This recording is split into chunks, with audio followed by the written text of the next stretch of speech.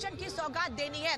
जो लोग देश के कोने कोने से यहाँ पहुंच रहे हैं उन सभी को अब अयोध्या धाम रेलवे स्टेशन, वो हाईटेक रेलवे स्टेशन जिसको देखकर लोग कह रहे हैं कि ऐसा रेलवे स्टेशन उन्होंने कहीं नहीं देखा है।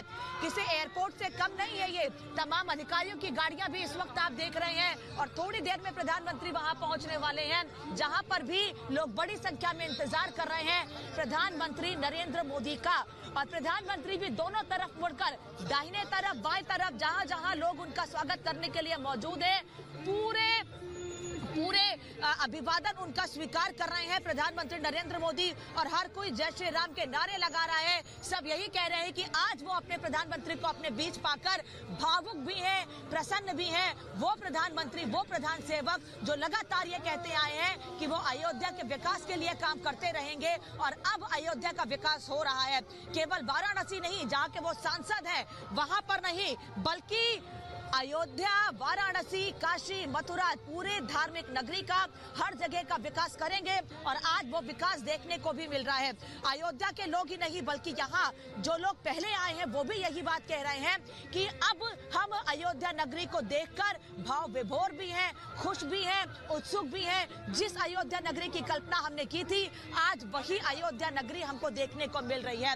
और आने वाले समय में अयोध्या की पहचान विश्व पटल पर सबसे बड़े जिले के रूप में होगी। एक ऐसा जिला जहां तमाम सुविधाएं हैं, एक ऐसा जिला जहां भगवान राम विराजमान है, एक ऐसी जगह जो लंबे समय से इंतजार कर रही थी, जहां के लोग, जहां आने वाले श्रद्धालु कि कैसे इस नगरी का विकास हो।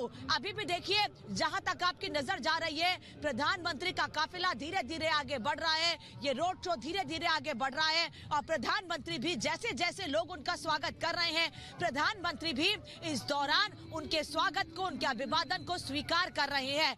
गाड़ी की स्पीड आप देखिए लगातार धीमी होती जा रही है। जैसे जैसे प्रधानमंत्री आगे बढ़ रहे हैं वैसे वैसे गाड़ियों की स्पीड धीमी हो रही है, क्योंकि जैसे जैसे प्रधानमंत्री आगे बढ़ रहे हैं वैसे वैसे लोगों की भीड़ बढ़ती जा रही है। अब प्रधानमंत्री हनुमानगढ़ी चौराहे पर पहुंचे हुए हैं।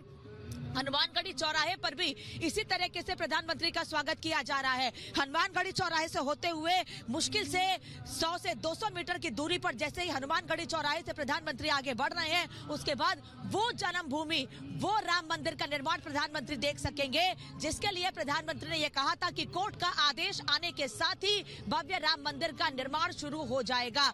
और लगातार ये भी कहा जा रहा है भारतीय जनता पार्टी के नेताओं की ओर से कि ये वक्त राजनीति का नहीं है, ये वक्त है अयोध्या के विकास पर बात करने का, ये वक्त है भगवान राम का स्वागत करने का। और आज वही यहाँ के लोग कर रहे हैं, अयोध्या के लोग कर रहे हैं और ये कह रहे हैं कि हम भगवान राम के स्वागत के लिए तो तैयार हैं ही, लेकिन वो प्रधान सेवक, वो मुख्यमंत्री जिन्होंने कहा था कि भगवान राम को विराजित करेंगे गर्भगृह में, भव्य भवन में, अब वो भव्य भवन बनकर तैयार हो गया है। हम उनको धन्यवाद देते हैं। सृष्टि भी लगातार हमारे साथ जुड़ी है, सृष्टि का रुख करते हैं। सृष्टि, तस्वीर दिखाइए वहां की।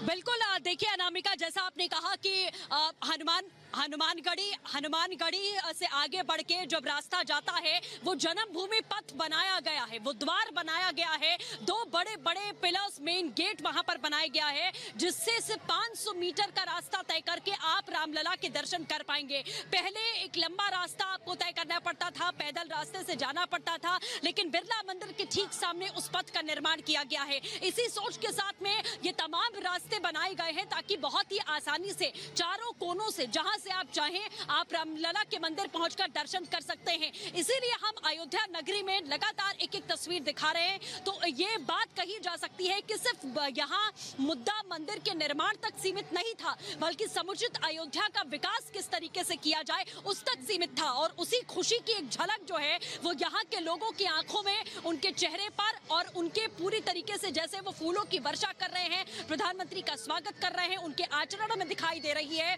कि ये खुशी समय नहीं समेट रही, क्योंकि जिस तरीके का इंतजार, लंबे अरसे का संघर्ष, सदियों का सीधे तौर पर बलिदान कहा जा सकता है, कई लोगों ने बलिदान दिया है, उसके बाद जाकर ये दिन आया है कि कानूनी लड़ाई लड़ने के बाद अब अयोध्या का स्वरूप पूरी तरीके से बदल चुका है। और इसके लिए धन्यवाद लोगों ने सरकार को भी दिया, क्योंकि पहले की सरकारों में से बार बार यही आरोप लगाए गए कि उन्होंने न अयोध्या का ख्याल रखा, न राम का ख्याल रखा, न ही राम मंदिर निर्माण के बारे में कभी सोचा गया।